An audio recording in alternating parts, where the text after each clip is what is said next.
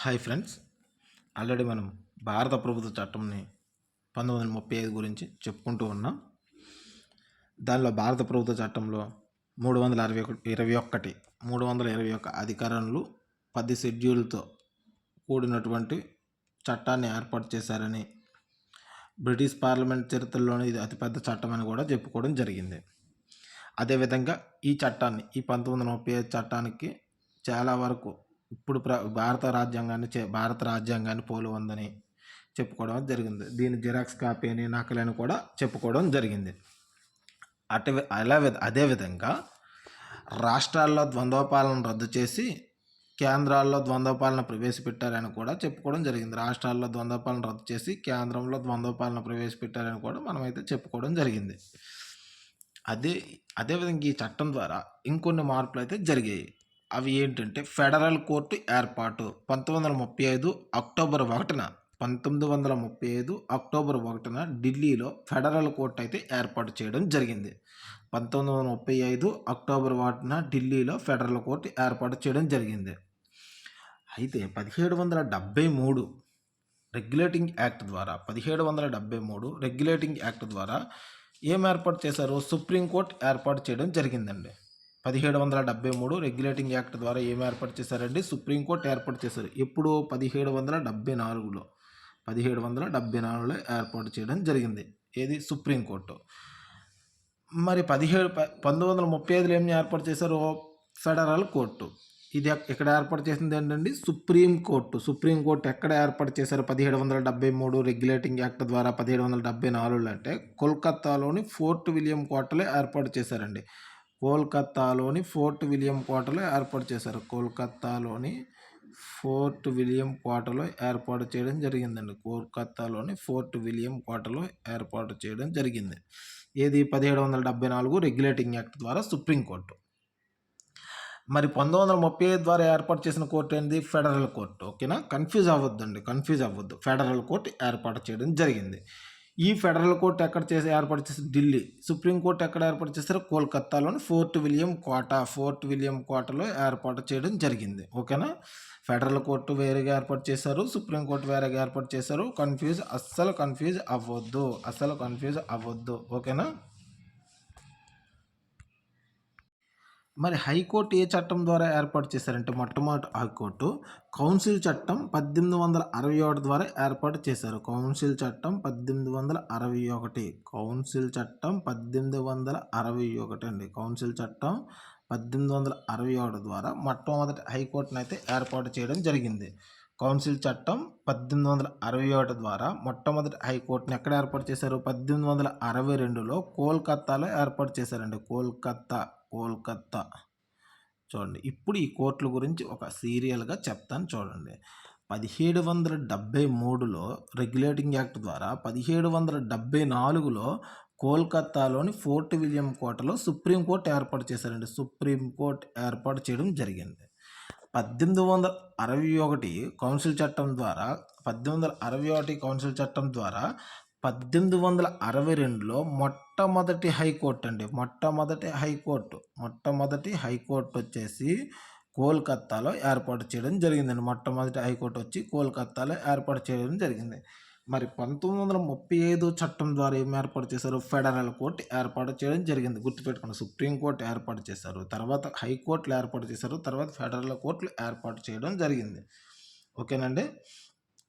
ఏంటంటే ఇలా ఖచ్చితంగా గుర్తుపెట్టుకోవాలండి. ఖచ్చితంగా మనమైతే మాత్రం ఈ విధంగా గుర్తుపెట్టుకోవాలండి. ఈ చట్టం ద్వారా 3 రకాలైన కోర్టులను అయితే ఏర్పాటు చేయడం జరిగింది. అయితే ఈ ఫెడరల్ కోర్టు చూడండి, మరొకసారి అయితే రిపీట్ చేస్తున్నా. 1773 రెగ్యులేటింగ్ చట్టం ద్వారా 1774 సుప్రీంకోర్టు అండి. ఓకేనా? 1861 కౌన్సిల్ చట్టం ద్వారా 1862లో హైకోర్టు అండి. హైకోర్టు ఏర్పడి ఇది కోల్కతాలో ఏర్పాటు చేశారు, బట్ 1935లో ఏర్పాటు చేసినటువంటి భారత ప్రభుత్వ చట్టం ద్వారా ఫెడరల్ కోర్టు మాత్రం ఢిల్లీలో ఏర్పాటు చేయడం జరిగిందండి. ఈ ఇయర్లు, ఈ ఏర్పడిన విధానాలు గుర్తుపెట్టుకోండి. ఎక్కడెక్కడ ఏర్పాటు చేశారో గుర్తుపెట్టుకోండి.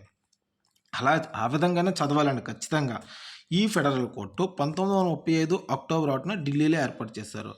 మన దేశంలో సమైక్య విధానం ప్రవేశపెట్టినందున కేంద్రానికి రాష్ట్రాలకు మధ్య వివాదాలు తలెత్తే వివాదాలను పరిష్కరించుటకు ఫెడరల్ కోర్టును అయితే ఏర్పాటు చేయడం జరిగింది. మొత్తం ఫెడరల్ కోర్టుల న్యాయమూర్తుల సంఖ్య ఎంత అండి? 1+7. ఒక ప్రధాన న్యాయమూర్తి, 7 ఇతర న్యాయమూర్తులను ఏర్పాటు చేయడం జరిగింది. తొలి ప్రధాన న్యాయమూర్తిగా మారిస్ గ్వేయర్. సుప్రీంకోర్టు అయితే ఎలిజా హింఫే అండి. సుప్రీంకోర్టు అయితే ఎలిజా హింఫే. సుప్రీంకోర్టు ఫస్ట్ ఏర్పాటు చేశారు కదా, దానికి ఎవరిని ఏర్పాటు చేశారు? ఎలిజా హింఫే గారిని అయితే అపాయింట్ చేయడం జరిగింది. బట్ ఫెడరల్ కోర్టుకు వచ్చేసరికి మారిస్ గ్వేయర్. ఇది అత్యున్నత న్యాయస్థానం కాదు. ఈ కారణం, ఈ కోర్టు ఇచ్చిన తీర్పులపై లండన్లోని ప్రివీ కౌన్సిల్కు అప్పీలు చేసుకోవచ్చు. ఏ కోర్టు? ఫెడరల్ కోర్టు ఇచ్చిన తీర్పులపై లండన్లోని ప్రివీ కౌన్సిల్కి అయితే అప్పీలు చేసుకోవచ్చు. గుర్తుపెట్టుకోండి, వెరీ వెరీ ఇంపార్టెంట్ అండి. ఈ ప్రధాన న్యాయమూర్తి ఎవరంటే మారిస్ గ్వేయర్. సుప్రీంకోర్టుకు వచ్చేసరికి ఎవరంటే ఎలిజా హింఫే. ఫస్ట్ వన్ అనమాట. పరిపాలనా పరిధి చూసుకున్నట్లయితే ఈ ఏదైతే ఫెడరల్ కోర్టు ఉందో దీని యొక్క పరిధి ఏదైనా చూడండి, ఏదైనా ఒక కోర్టుకి కొంత పరిధి ఉంటుంది. ఆ పరిధిలో ఉన్నటువంటి కేసులను విచారించే అవకాశం ఉంటుంది. బట్ ఇటీవల అయితే ఒక తీర్పు రావడం జరిగింది. సుప్రీంకోర్టు ఏం తీర్పు ఇచ్చిందంటే, ఏ రాష్ట్రంలోనైనా కేసు ఉన్నవ్వండి, లా ఏదైతే న్యాయం జరిగే విషయంలో హైకోర్టు కానివ్వండి, సెషన్స్ కోర్టులు కానివ్వండి, వేరే రాష్ట్రంలో కేసు ఉన్నప్పటికి కూడా వేరే రాష్ట్రానికి చెందినటువంటి హైకోర్టులు కానీ, సెషన్స్ కోర్టులు కానీ బెయిల్ మంజూరు చేయవచ్చు అని చెప్పేసి ఇటీవల సుప్రీంకోర్టు అయితే ఒక తీర్పు ఇవ్వడం జరిగింది. ఒక తీర్పునైతే ఇవ్వడం జరిగింది. ఓకేనా? పరిపాలనా పరిధి చూసుకున్నట్లయితే భారత్ నుండి బర్మా, బీహార్ను వేరు చేశారండి. ఈ చట్టం ద్వారా ఏం చేశారంటే భారత్ నుండి బర్మా మరియు బీహార్ను వేరు చేశారు. 1935 చట్టం ద్వారా భారత్ నుంచి వేటిని వేరు చేశారంటే బర్మా మరియు బీహార్. 1937లో ఈ చట్టం అమలు చేయటం వలన ఆ సమయంలోనే ఏర్పాటు అమలులోకి వచ్చింది. అమల్లోకి వచ్చింది? బర్మా మరియు బీహార్ యొక్క ఏర్పాటు ఎప్పుడు అమల్లోకి వచ్చింది? 1937లో అమల్లోకి వచ్చింది. ఇది ఇంపార్టెంట్ అనమాట. మనమేమి బ్లైండ్కి 2 పాయింట్లు చదువుతాం. బట్ ఏంటంటే ఏం చదువుతాం? చట్టం ఎప్పుడు అమల్లోకి వచ్చిందంటే 1937 చదువుతాం, బ్యాక్ గుర్తుపెట్టుకుంటాం. బర్మా మరియు బీహార్ని వేరు చేశారంటాం. బట్ బర్మా మరియు బీహార్ యొక్క వేర్పాటు ఏ సంవత్సరంలో అమల్లోకి వచ్చిందనేసి అడిగేసరికి మనం కొంచెం కన్ఫ్యూజ్ అవుతామండి. అలా కన్ఫ్యూజ్ అవ్వద్దు. 1937లో అమల్లోకి రావడం జరిగింది. కేంద్రంలో, రాష్ట్రాల్లో వేరువేరుగా ప్రత్యేక పబ్లిక్ సర్వీస్ కమిషన్లు ఏర్పాటు చేశారండి. కేంద్రాలు మరియు రాష్ట్రాల్లో వేరువేరుగా ప్రత్యేక పబ్లిక్ సర్వీస్ కమిషన్లను అయితే ఏర్పాటు చేయడం జరిగింది. అడ్వకేట్ జనరల్ పదవిని అయితే ఏర్పాటు చేయడం జరిగిందండి. అడ్వకేట్ జనరల్ పదవిని అయితే ఏర్పాటు చేయడం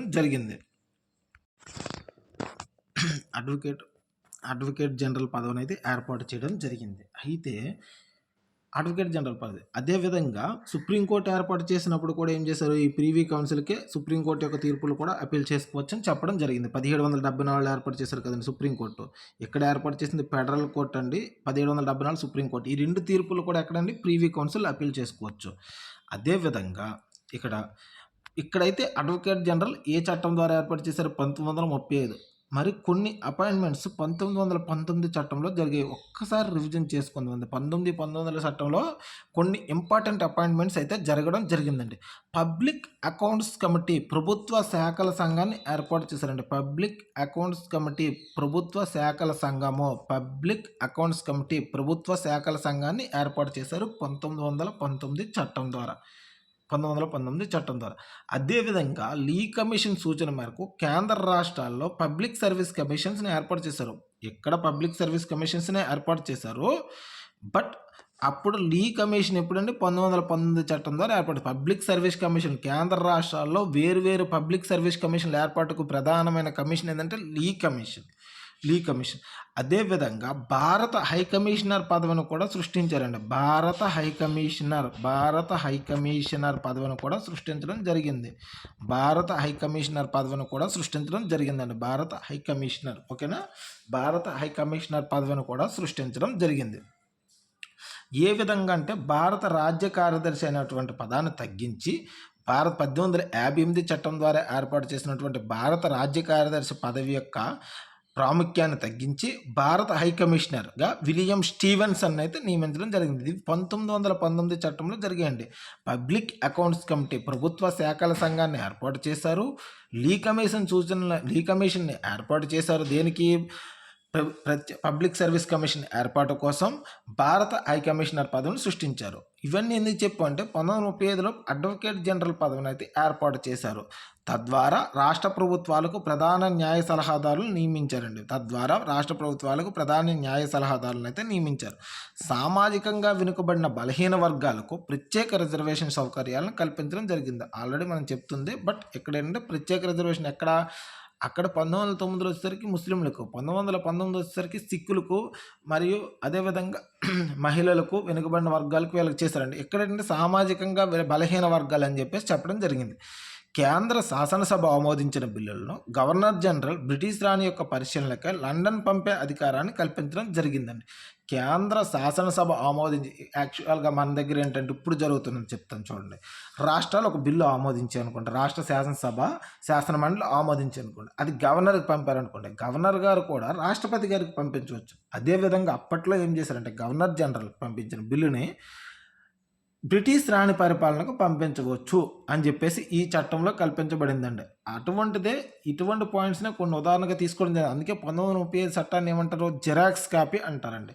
ఇన్స్ట్రుమెంట్ ఆఫ్ ఇన్స్ట్రక్షన్స్ పేరుతో షెడ్యూల్డ్ జాతులు, షెడ్యూల్డ్ తెగల సంక్షేమ అంశాలను పొందుపరిచారు. ఒక బెస్ట్ పాయింట్గా చెప్పొచ్చండి. షెడ్యూల్డ్ జాతులు, షెడ్యూల్డ్ తెగలు ఎవరైతే ఉన్నారో వారి యొక్క సంక్షేమ అంశాలను ఇన్స్ట్రుమెంట్ ఆఫ్ ఇన్స్ట్రక్షన్స్ పేరుతో ఈ చట్టంలో 1935 చట్టంలో చేర్చడం జరిగింది. ఓకేనా? గవర్నర్ జనరల్కు ఎనలేని అధికారాలు కల్పించడం ద్వారా కేంద్ర లెజిస్లేటివ్ అసెంబ్లీ తీర్మానాలను వీటో చేసే అధికారంతో పాటు అవసరమైతే ఆ బిల్లులు, తీర్మానాలను బ్రిటిష్ రాణి పరిపాలన కోసం లండన్కు పంపవచ్చు. ఎక్కడ చూసినా గవర్నర్ జనరల్కి అయితే మాత్రం విశేషమైన అధికారాలు ఇవ్వడం జరిగిందండి. ఆల్రెడీ ఉన్నటువంటి అధికారం అనేది వీటో అధికారాన్ని అయితే ఆల్రెడీ కల్పించడమే జరిగిందండి. వీటో అధికారం కల్పించారు, ఆర్డినెన్స్ అధికారం కల్పించారు. ఎందుకంటే ఒకవేళ అత్యవసర పరిస్థితుల్లో, చట్టం చేయడానికి అవన పరిస్థితుల్లో ఆర్డినెన్స్ కూడా ఇవ్వచ్చు అని చెప్పేసి అయితే చెప్పడం జరిగిందండి. ఆర్డినెన్స్ అధికారం కూడా కల్పించడం జరిగింది. ఓకేనా? వీటో అధికారం కల్పించారు, ఆర్డినెన్స్ అధికారం కల్పించారు. 1861 చట్టం ద్వారా ఆర్డినెన్స్ అధికారం కల్పించడం జరిగిందండి. ఆర్డినెన్స్ ఇష్యూ చేసే అధికారం కూడా గవర్నర్ జనరల్ కల్పించడం జరిగింది 1861 చట్టం ద్వారా. వీటో అధికారం ఏంటంటే ఈ బిల్లులను ఆపే అధికారం కానీ, బ్రిటిష్ రాణి పరిపాలన కోసం పంపించే అధికారం, ఎనలేని అధికారాలు అయితే కల్పించారండి. భారత రాజ్య కార్యదర్శికి సలహాలు ఇచ్చే కౌన్సిల్ రద్దు చేశారండి. భారత రాజ్య కార్యదర్శి 1858 చట్టం ద్వారా ఏర్పాటు చేశారని చెప్పాను కదండి. ఆయనకు 15 మంది సభ్యులతో కూడినటువంటి ఒక అడ్వైజరీ బాడీని ఏర్పాటు చేశారని చెప్పాను కదండి.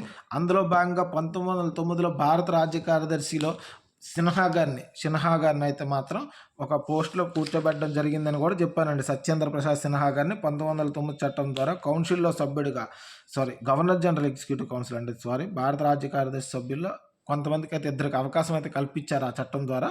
బట్ 1909లో కల్పించింది సత్యేంద్ర ప్రసాద్ సిన్హా గారికి అయితే గవర్నర్ జనరల్ కౌన్సిల్ అండి. భారత రాజ్య కార్యదర్శికి అయితే 15 మంది సభ్యులతో కూడినటువంటి సలహా మండలి ఉండేదండి. దీన్ని అయితే 1935 చట్టం ద్వారా రద్దు చేశారు. భారతదేశ విత్తపరమైన అంశాలను క్రమబద్ధీకరించడం కోసం ఆర్బీఐని ఏర్పాటు చేశారు. 1935లో చెప్పుకోవడానికి అత్యంత ముఖ్యమైనది ఏంటంటే ఆర్బీఐ ఏర్పాటు అండి. భారత ప్రజలలో కేవలం 10.6% మందికి మాత్రమే ఓటు హక్కు కల్పించడం జరిగింది. భారత ప్రజల్లో కేవలం 10.6% మందికి మాత్రమే ఓటు హక్కు అయితే కల్పించడం జరిగింది. మరి 1919 ఎంతమందికి కల్పించారంటే 2.6% మందికి అయితే కల్పించడం జరిగిందండి. 1919 చట్టం ద్వారా 2.6% మందికి మాత్రం కల్పించడం జరిగింది. 1919లో భారత రాజధానిని ఢిల్లీ నుంచి న్యూఢిల్లీకి మార్చారు. అయితే 1935 చట్టాన్ని మహమ్మద్ అలీ జిన్నా గారు అసమంజసమైనది, అనంగీకారమైనది, ఆచరణకు నోచుకోనిది, మొత్తంగా చెడ్డదని విమర్శించారండి. అసమంజసమైనది అంటే సమంజసం కానిదని, అంగీకారమైనది కాదని, ఆచరణకు నోచుకోలేదని, మొత్తంగా చెడ్డదని విమర్శించింది ఎవరంటే మహమ్మద్ అలీ జిన్నా గారండి. మహమ్మద్ అలీ జిన్నా గారు విమర్శించడం. పటిష్టమైన బ్రేకుల వ్యవస్థ కలిగిన ఇంజిన్ లేని వాహనం వంటిదిగా వర్ణించింది నెహ్రూ గారండి. పటిష్టమైన బ్రేకులున్నాయి, బట్ ఇంజిన్ లేదని చెప్పారండి. మన దేశంలో నూతన బానిసత్వానికి నాంది అని కూడా చెప్పడం జరిగింది నెహ్రూ గారండి. భారత ప్రజలపై బ్రిటిష్ ప్రభుత్వం బలవంతంగా రుద్దబడిన చట్టం అని చెప్పింది ప్రొఫెసర్ కేటీ షా గారండి. ఈ చట్టాన్ని 1937లో అమలుపరిచారండి. 1937లో కేంద్ర మరియు రాష్ట్ర ప్రభుత్వాలు 1937లో కేంద్ర మరియు రాష్ట్ర శాసనసభలకు ఎన్నికలు నిర్వహించారు. మొత్తం 11 రాష్ట్రాల్లో 8 రాష్ట్రాల యందు భారత జాతీయ కాంగ్రెస్ విజయం సాధించగా 3 రాష్ట్రాల యందు సంకీర్ణ ప్రభుత్వాలు ఏర్పడ్డాయండి. 1935 భారత ప్రభుత్వ చట్టం అమలు అనంతరం 1937లో జరిగిన ఎన్నికల్లో ఎన్ని రాష్ట్రాల్లో ఎన్నికలు జరిగాయంటే 11 రాష్ట్రాలండి. 11 రాష్ట్రాలు 8 రాష్ట్రాలు ఐఎన్సీ విజయం సాధించగా 3 రాష్ట్రాలు సంకీర్ణ ప్రభుత్వాలు ఏర్పడ్డాయండి. 1935లో రాష్ట్ర ప్రభుత్వాలు రాజీనామా చేసేయండి. 1939లో రాష్ట్ర ప్రభుత్వాలు అయితే రాజీనామా చేయడం జరిగిందండి. ఈ 1935లో ఏం జరిగిందండి? రాష్ట్ర ప్రభుత్వాలు అయితే రాజీనామా చేయడం జరిగిందండి. రెండవ ప్రపంచ యుద్ధంలో బ్రిటిష్ వారు భారతీయులను సంప్రదించకుండానే మన దేశం జర్మనీకి వ్యతిరేకంగా బ్రిటన్ తరపున పాల్గొంటుందని నిరసిస్తూ ఈ రాజీనామాలు అయితే చేశారండి. ఏదైతే రెండవ ప్రపంచ యుద్ధం ఉందో 1939-45 ఆ కాలంలో జరిగినటువంటి యుద్ధం ఉందో, ఆ యుద్ధంలో భారతీయులు జర్మనీకి వ్యతిరేకంగా పోరాటం చేస్తారని చెప్పేసి ఇంగ్లాండ్ అయితే ఒక అనౌన్స్మెంట్ ఇవ్వడం జరిగింది. దానికి నిరసనగా 1935లో ఈ 1937లో ఏర్పడినటువంటి ఈ ప్రభుత్వాలు 1939లో రాజీనామా చేసాయి. ఇవండి ఈరోజు ఉన్నటువంటి ఇంపార్టెంట్ది. నెక్స్ట్ క్లాసులో అయితే ఫర్దర్గా నెక్స్ట్ క్లాసులో 1935 భారత ప్రభుత్వ చట్టం అనంతరం జరిగినటువంటి ఆగస్టు ప్రతిపాదనలు కానివ్వండి, క్రిప్స్ ప్రతిపాదనలు కానివ్వండి, అంటే ఆల్మోస్ట్ ఫైనల్ స్టేజ్కి వస్తుందండి భారత కాన్స్టిట్యూషన్లో, అవి అయితే చెప్పుకోవడం జరుగుతుంది ఫ్రెండ్స్. ఎవరైతే కోచింగ్కి వెళ్ళలేని పరిస్థితుల్లో ఉంటారో వాళ్ళైతే ఈ ఛానల్ సబ్స్క్రైబ్ చేసుకోండి ఫ్రెండ్స్. ఆల్రెడీ జనరల్ సైన్స్ మరియు పాలిటీ క్లాసులు కంటిన్యూస్గా అప్లోడ్ చేస్తున్నాం. వాటితో పాటుగా ఇంపార్టెంట్ కరెంట్ అఫైర్స్ ఏ రోజు మిస్ కాకుండా అప్లోడ్ చేస్తున్నాం. కావాలంటే ఛానల్ ఒకసారి చూసుకోండి. Please subscribe and support.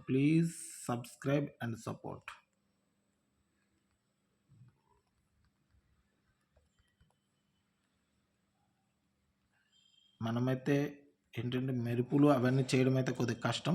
దయచేసి సబ్స్క్రైబ్ చేసుకోండి. Thank you. మీకు కావాల్సిన కంటెంట్ మాత్రమే ఇక్కడ అందించబడుతుందండి. Thank you for your kind support.